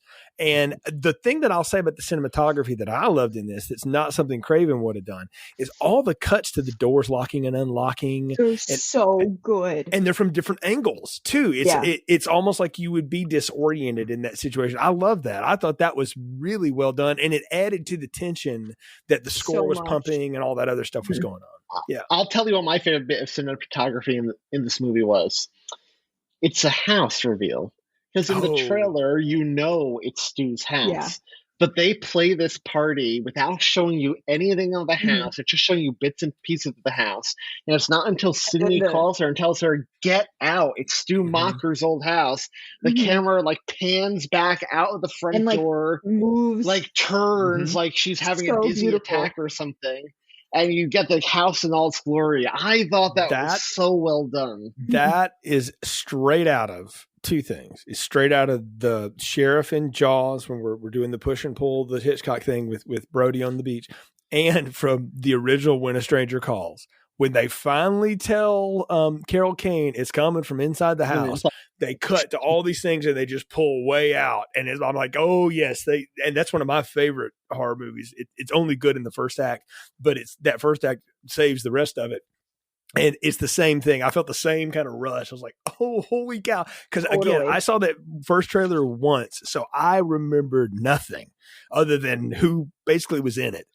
And when they did that, I literally did this in my seat, just sat straight up. I was like, oh, no, they didn't. That is awesome. What a great reveal. And it was one of the more memorable moments in the thing for sure. Yeah. And it's cool because when you think of what they did inside of the house too, they gave you the scene in the garage with the fridge, and then they gave you a lot of the scene in the living room with the TV where Randy died. They played up those rooms, which is obviously changed and modernized at time as new residents came. It was great. I loved it. Oh yeah, they played around all of it. So I did a little family circus map of who killed who, and I want to see if I got it right. If y'all think I'm right. Okay, so the attack on Tara, that was obviously Amber, because we know Richie is with Sam in Modesto when that goes down, hanging out at George Lucas's place apparently. And then Vince Kyle Gallner again. I think that's Richie does that one, and I don't think he does anything else. Why do I think that is? Because Amber's inside with all of them. Oh, yeah. And is still inside. I mean, they're getting run off, but she can't just hey guys, I left my purse and then go kill him. Yeah. Richie's somewhere else. Did the sheriff say that she was at the station at one point too? Yeah, getting questioned or something like that. Yeah, you're right. So my question then would be, where's Sam during that scene? Is she at the hospital at that point already? That's why I'm wondering if she's at the hospital and Richie has snuck off. Because again, it's a small town, so you got to figure maybe they're down the block from each other. I mean, I'm giving it a lot, but I don't think it could be Amber. I think Judy and Wes are Amber. Dewey and the cop at the hospital are Amber. She kills the cop that sets all that off because she's a part of that attack, because Richie's there defending at that point, right? Chad, I had questions. I think Amber stabs Chad because I know she shoots Liv, and I think Richie stabs Mindy because he had gone downstairs and then came back. I think that's right, but I think the only two Richie's really involved in are Vince and Mindy, and then he's supposed to be at the end. But the rest of them are Amber, if I'm counting right. I think that's right. I think Amber was Ghostface most of the time. Yeah. Since you listed off the deaths, can we talk in detail about Dewey's death? Oh, yes. That's the one we really need to talk about, because the rest of these do just kind of come and go, but Dewey's is elaborate, but well-deserved, I think. As it should be, yeah. Yeah. As it should be. Okay, so for the record, I knew the minute they go to the hospital, somebody's not getting out of there alive. Yeah. We gotta have a beaten act 2 that changes things. Yeah, and it's obviously going to be Dewey. I knew it was Dewey because him and Gail didn't even get to say a proper goodbye. You get the scene where she's calling him and he just puts the phone away. All these hints, oh, Dewey's about to get it. When it happens, well, first of all, he shoots her. And then he goes back to the head. And at the same time, I'm like, okay, I'm glad they referenced that from the original. He knows it has to be a headshot. But at the same time, Dewey, no, this is it. He's going back. Mm-hmm. It was brutal. And I love that they made it so brutal. Like, yeah, you can't even think like, oh, he survived it somehow. no. Takes a knife, splits him up the front and the back, and Yeah. Well, he survived so much. She had to make it obvious. Yeah. Well, I think there's a line too that's like, it's such an honor to kill you, It's or something an like honor. that. And we all thought it was going to be for Sydney, but it wasn't. Right. Yeah, trailer manipulation. I love that. Mm-hmm. It was cool. I love that they even the person Amber in this case in the Ghostface mask acknowledges what an honor it is to kill one of the originals who no other Ghostface could kill. Like, it was so well done. I loved it. The thing that had me like screaming though in the theater, I was like, take off her mask. Like, take off the mask. You're such a veteran at this. Like, you should know that you have to reveal her identity immediately. The second she's knocked out, you get the mask off. Because even if you don't kill her, that still takes so much power away from her and who the other Ghostface would be. So that really bugged me. It bugs me every time in every movie when people don't take off their masks. But this one, I was like, we should know better.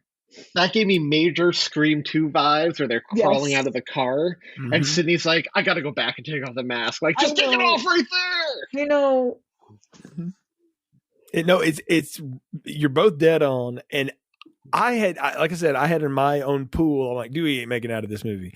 But I had changed my mind at that point. I was like, you know what? Maybe they're all going to make it. At this point, maybe they're all going to. But when he stopped at the elevator and he turned around, I was like, he gone. It's over. Yeah. So I was like, yep, this is it.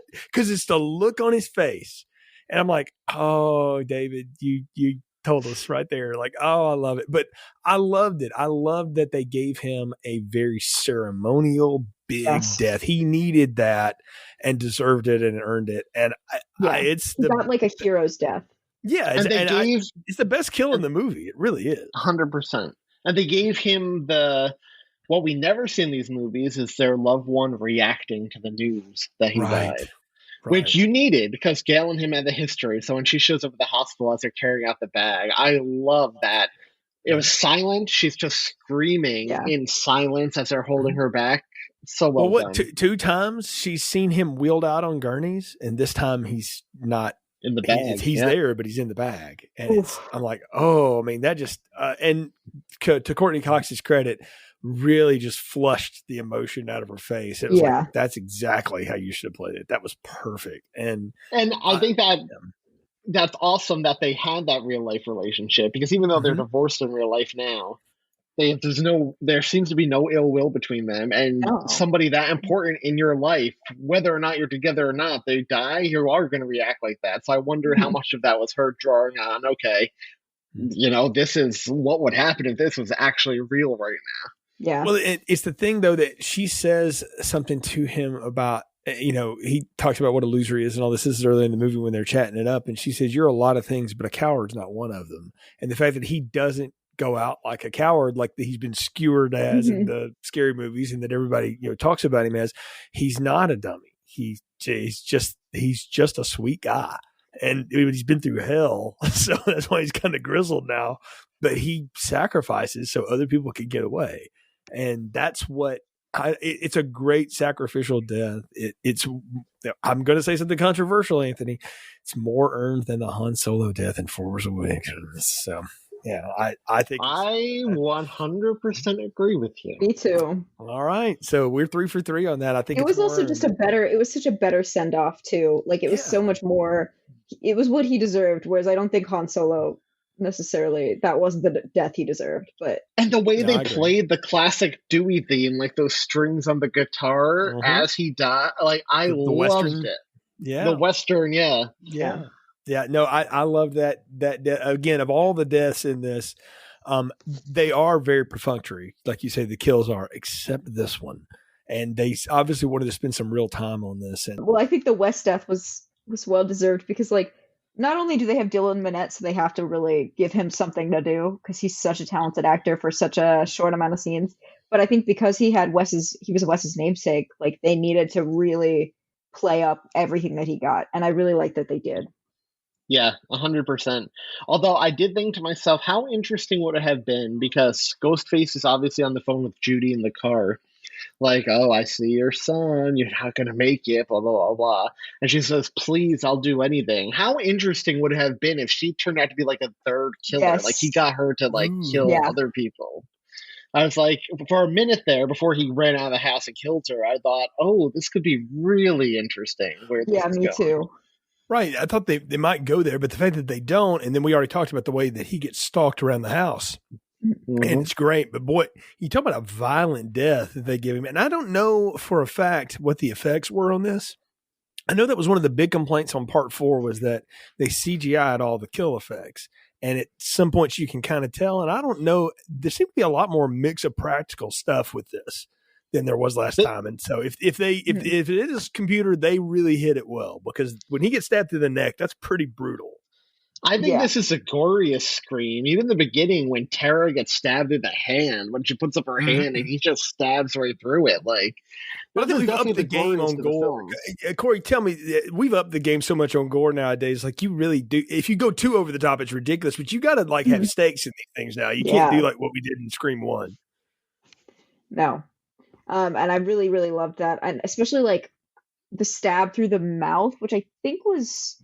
That was Jack Quaid got that one. Richie got that. Yeah, that was so good, and there were so many great ones like that. But I was just expecting less stabbings and more like anything else, I guess. So that was like one of the things that I really wish we would have seen more, is like really creative kills. But I know the guys at Radio Silence are huge horror fans, and that was so clear with the gore that they had and with like the practical effects usage. Like, diehard horror fans use practical effects, and so that's I have a theory as to why it's all stabbings. Real quick, I think it's because they repeat it all the time in this movie. The two killers do, about how we're getting back to the basics. We're going back to the original, and I think that's why they didn't do the throw you off the balcony kill and this, that, and the other, because they wanted to get back to where the roots of the thing were. Because we got to talk about like the meta premise of this movie, because these movies all have one of these, and it's all about I call it the rise of the requel, which was a phrase I didn't realize existed until this movie happened, but it totally makes sense that we'd call something like this. What did y'all think of it? Because Mindy's the one that really lays it out, like what the rules are here and how they go about executing it. She's right. I mean, that's the age we're in. Halloween is the one you think of when you think of the requel. Well, Halloween 2018 and then Halloween Kills. But The Exorcist is getting one this year. Star Wars, Ghostbusters. Texas Chainsaw Massacre is getting one. I would honestly be shocked if within 3 years both Freddy and Jason don't get one. They are ripe for that. 100%. Jason Blum just came out and said he really wants to do it if he can get the rights. So... it doesn't surprise me at all. Like, I mean, Heather Langenkamp is still alive. It would not surprise me one bit if they're like, let's get her back and do a direct sequel to Nightmare. Like, I thought it was brilliant, and I thought it was brilliant that this is not 100% a requel. I thought going in it might be. And then it wasn't, and I was so glad. Again, for the reasons I mentioned before, like the history and everything. They didn't erase all of that, but I thought it was clever. I did too. It made me really, really glad to see it, because I think this was the most justice they could have done to the series and to the fans, because obviously it was something like Star Wars with such a dedicated fan base. A lot of people are going to be upset no matter what you do. But I think if like we're all so used to kind of being disappointed by these new movies coming out, and I was so scared of being disappointed, and they just took it in such a wonderful direction, and they like really tried to uphold what Scream is all about, which is what made it so fun and made it, the meta part of it just made it like so much funnier. They did give Sydney the 2018 Laurie Strode thing, not the recluse living alone, but like the badass who's been preparing for this since the last encounter with evil. Like the moment that sticks out to me in this movie with Sydney, when she hangs up on Ghostface and he comes charging out of the closet, she wraps herself around him and throws herself over the balcony with him, like off the second floor landing. Like, what a badass that was. That was so awesome. Like, she was like, I'm done with this. I'm done. Like, you're going down. I don't care if I go down with you, but this is over. the fact that they paid off the line she has when she's out running the kids in the stroller or whatever is like, of course I have a gun. I'm Sidney effing Prescott. I'm like, yes, of course you do. Like of anybody, you would have all the guns. And so that she knows how to use it, that she had a plan. Like when he comes, I'm going right off this rail. It's like she hadn't walked out of that house in 20 years. That she knows it. Great when she takes a gun and she's going through the house and she's literally just barely looking into her room. She just shoots into it, shoots into the closet she came out of to stab Billy. And she shoots Richie in the leg. Because just randomly. So it was funny. Yeah, but I love that they gave her that kind of power. Of anybody that got, I don't want to say short shrift, but I thought they were about to give us a twofer when Amber shot Gail. Because Gail's been shot in that side a lot. Yeah. And I thought, are they going to kill both of them? I'm like, I did too. Cow. I really thought she was going to die. The fact that she lived is a little surprising. It almost feels like they changed their mind.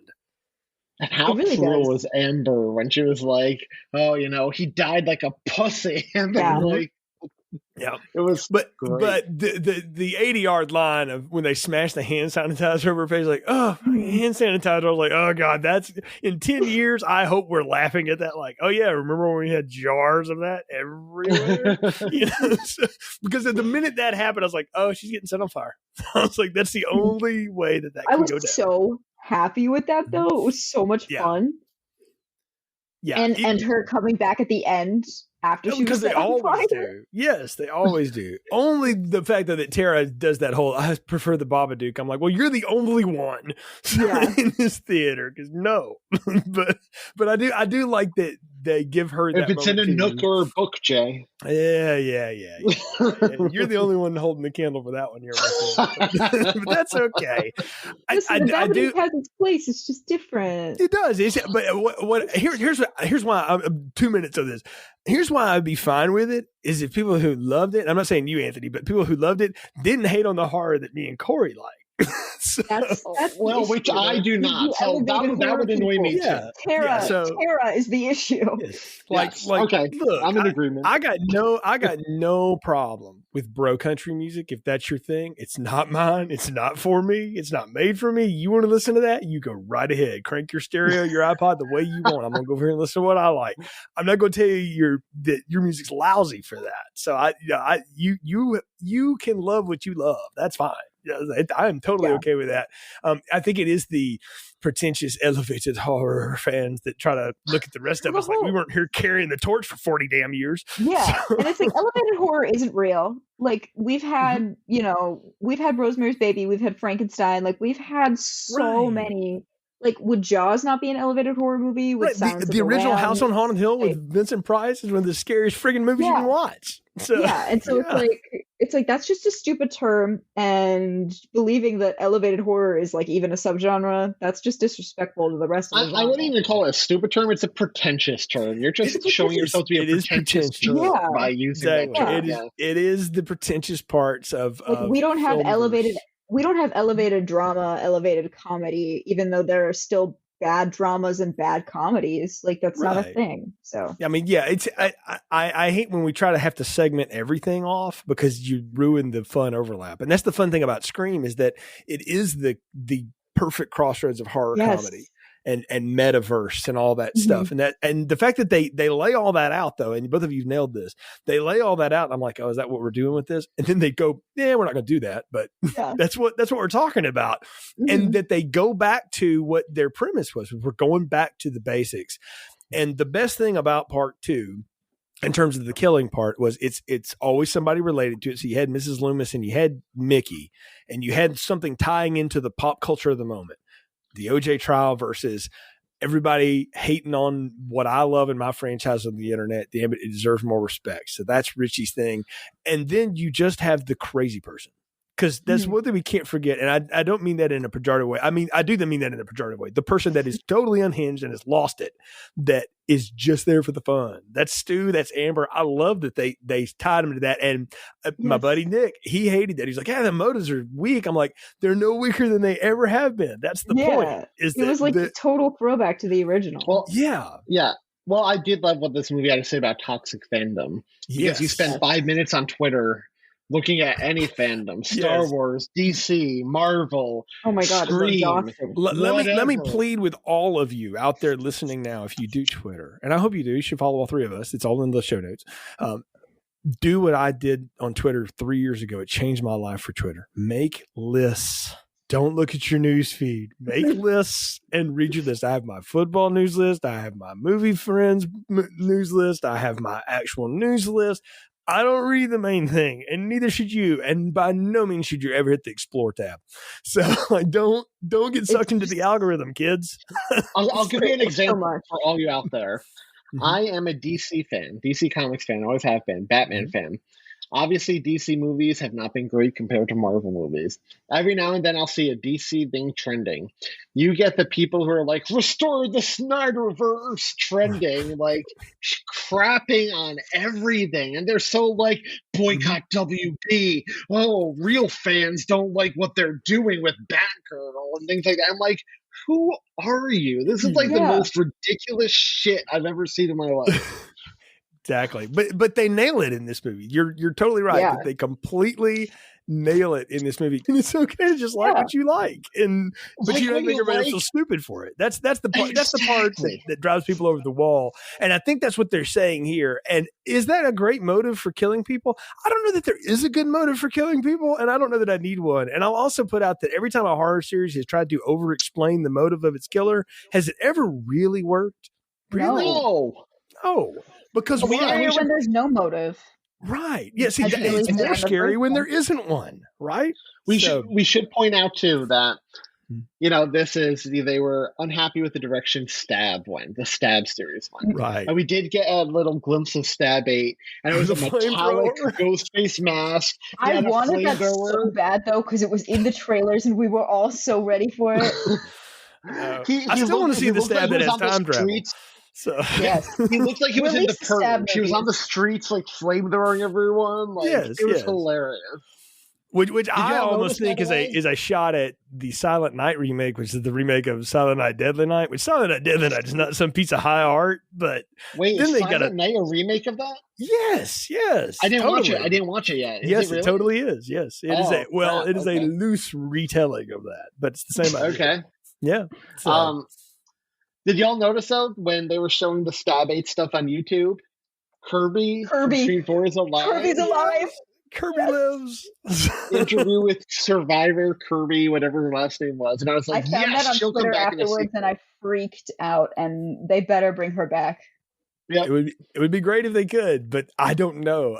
So that's why I say, like, do the motives work? Do they need to? I don't care if I'm into the characters. And Amber was fine because I thought she was the fact that it was the best friend. Of course it is. Of course it's always your friggin' best friend, and it is your boyfriend. Why? Because we all listen to true crime podcasts. We watch 48 Hours. We know what's up. Like, it's always the boyfriend and your best friend. It always. I think it was also such a camp motive for them to be like really toxic fans that fit perfectly into how Scream comments on fan bases and media at the time. It was exactly what would be happening at this time, and it was just a little too extreme for it to fit perfectly. So I do have one twist to it that I thought they might do that I thought would have been even more clever. Maybe it would have been too clever.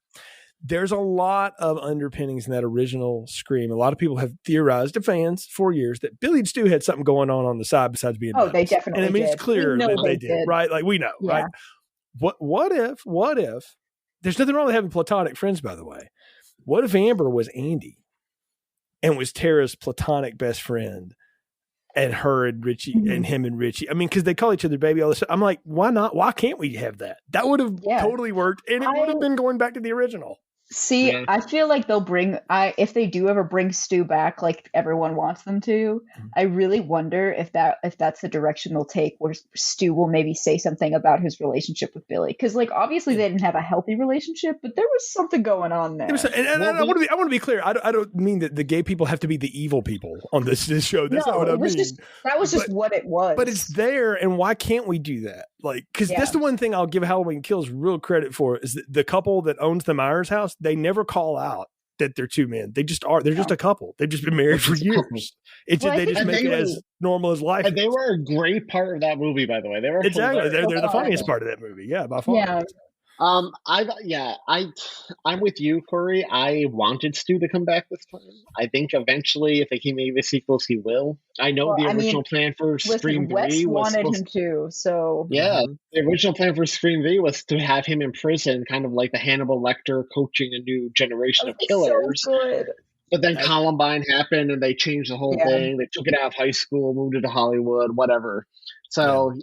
But in Wes's mind, Stu survived that attack. So because Wes is the granddaddy of this legacy, we have to bring him back. Yeah, exactly. Because he's the grandfather of this franchise. Stu is alive out there somewhere. I'm with you all. I want Stu back too. So I saw a theory on Twitter, I think, that was about like, what if Stu was hiding out and he had kind of a cult of like those toxic fans, and he was like a cult leader at this point, leading like a group of like mini ghost faces. Stu I want totally so be the webmaster of the Twisted Ain't It Cool news board that all this is going down on or whatever. I mean, yes, So I do have a question for you guys about Sam. Because I didn't take it this way, but I know if I have a friend who did. Were they setting her up to be like? Are they setting her up to be the killer in the sequel? I think so. I think what they were doing with her was sort of a Luke Skywalker, Harry Potter, like even if someone that's related to you or like that you have the same DNA as is bad, are you going to be bad? Like nature versus nurtured kind of thing. I didn't necessarily see her becoming the killer, but I did see her definitely using that, like using the bad parts of her DNA for good, which I thought was an interesting twist. That's how I took it too. But my friend liked the moment where after she stabbed Richie to death, she does the ghost face thing. She takes a knife and cleans the blade. Like, yes. Honestly, I would love to see her become the killer. I wonder if it's in her character. I wonder how they would do that. Well, that's what I was going to ask the both of you. Like, is there a place to jump off for this, or is it a one-off? I think there is. They left enough people alive. We talked about Mindy and Chad and the sisters. I think there is. I talked about this on a podcast the other day, but I want to see them go to college. I want to see, this is like total pipe dream, but I want to see the MTV characters come back. I want Audrey, Noah, and Kirby to be doing something together, like having a horror podcast or something. And I think like they'd be really good friends with Mindy, obviously, and they'd be like a little horror group. And I don't know. I think it would be cool to take it to college. I agree with you there, and do it right this time, and not do what's Anthony disagrees, but what they did with Scream 2's college idea. Get somebody better than Craig Shoemaker to be your film professor. No offense, Craig, but come on. I'll say this: they definitely left room for a sequel. I think the new characters who survived are interesting enough to follow. Where. Like, look, if they do a sequel, they're bringing back Ned and Courtney, even if it's just to kill them off. They're just going to. Yeah. But I think the new characters are interesting enough. I would want to follow them. Yeah, for sure. And I feel like that's going to be their thing. I feel in Scream 6, Courtney or Ned is going to die. Then Scream 7, the last one's going to die, and then it's going to be the completely new cast. And you've hit on something that I was gonna say is I think they'll bring them both back, and if they want to get us in the cold open, they need to kill them both. They need to kill them both and set the bar like completely like, where are we going now? Because then you clear the deck. Like, we've paid homage, we've done all of that. You don't want to be here either. So come on, they got other things to do. And they can't kill Sydney. That's my one thing. I think Sydney. I hear you, but it's game changing if you do it. She has to be killed by something else. If she's killed by Ghostface, that takes away like everything about her character that we know. It takes away her final girl status. Yeah, like right now, she's the final girl. Like, when I think of the term final girl, I think of Laurie Strode and Sidney Prescott because they're the two final girls to me. And like, no matter who is under that mask, they're not going to catch her slipping. She's not going to be killed by them. No matter at least what. Gail's got to go, right? Like, Gail's got to go. That's fine. Gail's got to get killed on live television. That would be and people think it's a stunt because of who she is. That to promote her book or something. See, we've just fanficked it together. We should be writing this. So, right? Somebody call us. Well, I think we're at the part of the podcast where it's time to give final thoughts, recommendations, and popcorn ratings. So if it's your first podcast, welcome in. Popcorn ratings here go like the popcorn at the movies does. The bigger the popcorn and the more you add to it, the better the movie. Or, conversely, the lower you go, the less you take away, the lesser it is on ratings. So what are yours for Scream 2022? Anthony? Well, I gave the original Scream an extra large popcorn. I gave Scream 2 large with all the trimmings. This is definitely, in my mind, probably the best sequel along with Scream 2. Like, they're neck and neck for me. I don't know which one I prefer. I need to see this a few more times.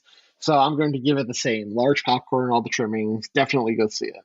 It pays so much wonderful homage to the original. It's great. Cory?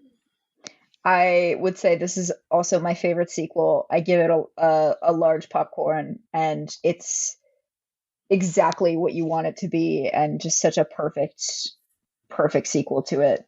Definitely go see it.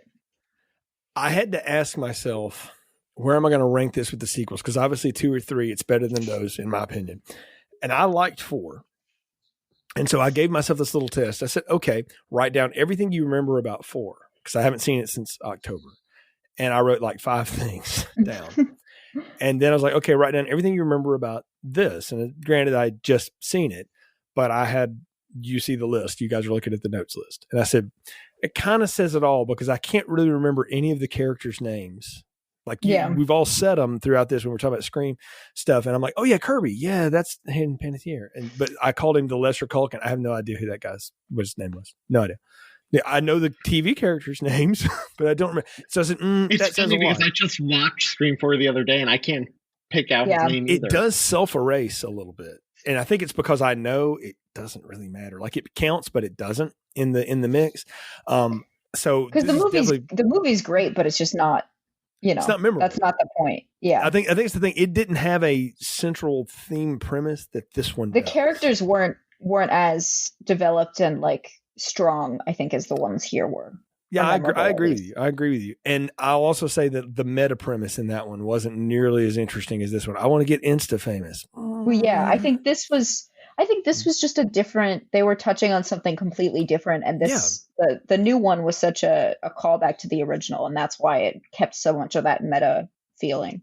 Well, yeah, and this one wanted to go and went in some really dark, fun places that made it a very interesting watch. And it's interesting to talk to people about this one. Like, I remember recording that Scream 4 show, and we're trying to come up with stuff to talk about during it. And I'm like, this one though, I could talk about it for another hour, because I definitely want to see it again. So it's the best of the Scream sequels. It's not as good as the 2 seasons of the television show that I love. That will always be the best Scream sequel. But far as movies, we need a wrap up on that. We need to. We're going to eventually have to do like a bonus episode for that. If we ever do a Patreon and Film Strip 11 years in, we should start one. We could do that. But as far as movie sequels go, this one's definitely right up there with it. I give it a large popcorn as well. And if I could go back and retrograde, I would give that first one an extra now. Because I do love it and own it in multiple formats. I mean, I own it on a VHS, a DVD, and digitally now. So, because that's just how I roll. And I'll add this one in for sure, because I really do like it. And I want to see it again. I may even venture out to theater again, like a random matinee or something, just to catch it so I can watch it, because I had so much fun watching it. And that's the thing about it, is it brought back fun to the series, which the television show did a great job of, and I felt like was just lacking. It's one thing about the 4th one, is it's kind of dour and it's not very fun. This one's fun again, and I had a good time with it and certainly enjoyed it. So I'll give it a large popcorn as well. So it's 3 for 3 out of the gate. It has been an absolute blast talking about this with the 2 of you. Anthony, please tell folks how they can follow you and all the cool things that you're doing. Sure. Go to linktree.com/TISAPodcast. You'll find our links to Facebook, Twitter, Instagram, Reddit, Patreon, and everything there. Again, we are the podcast determined to keep the Christmas spirit alive 365 days a year by covering a different Christmas movie, TV show, television episode every week. And again, I'm a writer. Aspiring writer. I wrote a Christmas novel, which I released piecemeal via the podcast feed last year, which awesome people like Jay and Ron and my other co-hosts brought to life by each reading a chapter. So it's awesome. Check it out. And I do just want to say, Cory, it was awesome talking to you tonight. It was you so are great talking so cool. to you. Thank you. You too. Thank you. Cory, tell folks how they can follow all the great stuff that you're into. You can find me on gorycory.com and at gorycoryhorror on Twitter, which I'm on pretty much 24/7, and _gorycory_ on Instagram. And I'm also on the Scream Teens, the Anatomy of a Scream podcast network online. Very cool. Very cool. All of that is linked in the podcast description, folks. So make sure you check those out. Always fun to have friends like you on to talk about anything really, but especially talk about horror movies. So I had a great time. Thank y'all both for coming and being a part of this. We don't do a lot of weekend release stuff on Film Strip. So when we get to do these are special and fun. So always appreciate y'all jumping in with me. Folks, you can follow the show's social media at FilmstripPod on Twitter, Instagram, and Facebook. That's where you'll find announcements about upcoming shows, a link to our Letterboxd page, which has our entire list of reviews, 321 other movie podcasts in the can for you to go and enjoy. Something for everybody in there. Go to filmstrippodcast.com. You'll find a link to our Anchor FM distribution site where you can get us on Apple, Spotify, Google. I hear Spotify has a rating thing now, so drop us a 5-star or 5 popcorns or whatever else they do now. But please do rate the show. Every now and then I'll remember to check those. And somebody wrote this awesome review for us on Apple last October. And whoever you are, thank you very much. So please do that because it helps other people find the show. Share the show on your socials as well. And we appreciate the support. So for Anthony and Cory, I'm Jay. Thank you for listening to Film Strip. Thank you for listening to Film Strip. You can find more episodes on our website, filmstrippodcast.com. The Film Strip theme music is produced and performed by Frozen Lake 121. All content used or discussed in these podcast episodes is the property of the respective owners and used under the Fair Use Act, Section 504, C2, Title 17.